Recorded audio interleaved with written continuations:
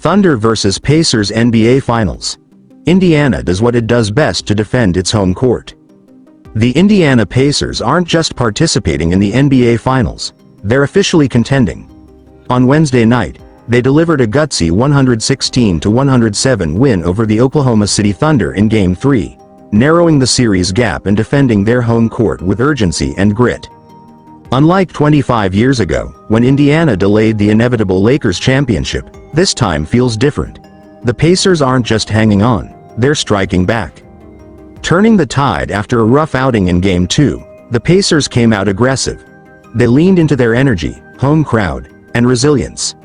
Tyrese Haliburton led the charge, flirting with a triple-double, 22 points, 11 assists, 9 rebounds, and setting the tone on both ends. "This defense doesn't let you hold the ball and think," Haliburton said. "You have to mix things up constantly." Head coach Rick Carlisle praised Haliburton's poise, calling his play a balance of spatial awareness and aggression. But the win was far from a solo act. Bench Brigade comes alive. TJ McConnell electrified the crowd with an NBA Finals record off the bench. 10 points, 5 assists, and 5 steals. The first reserve ever to do so in a Finals game.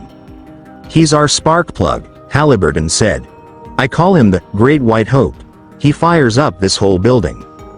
Benedict Mathurin added 27 huge points off the bench, stepping up in a way that erased memories of his early Game 1 struggles.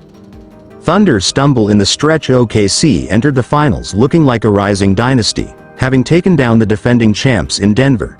But in Game 3, they ran out of gas. Despite 7-0 combined points from their big 3 inches, Shai Gilgeous-Alexander, Chet Holmgren, and Jalen Williams, they looked exhausted by the fourth quarter.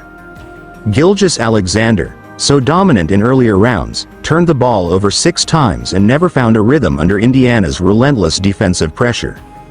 Coach Mark Daigneault's tight rotation didn't help, with only 7 players seeing significant minutes, and Isaiah Hartenstein logging just 18 despite starting. Surviving and thriving, the Pacers weathered multiple storms, an early 15-6 OKC run, a lackluster first half from Miles Turner, who was battling illness, and a second-half Thunder surge. Still, they pulled through. "This was a must-win for us," Carlisle said. "Our guys understand how to do the hard things." Now trailing 2-1 in the series, Indiana has a shot to even things up at home in Game 4 on Friday.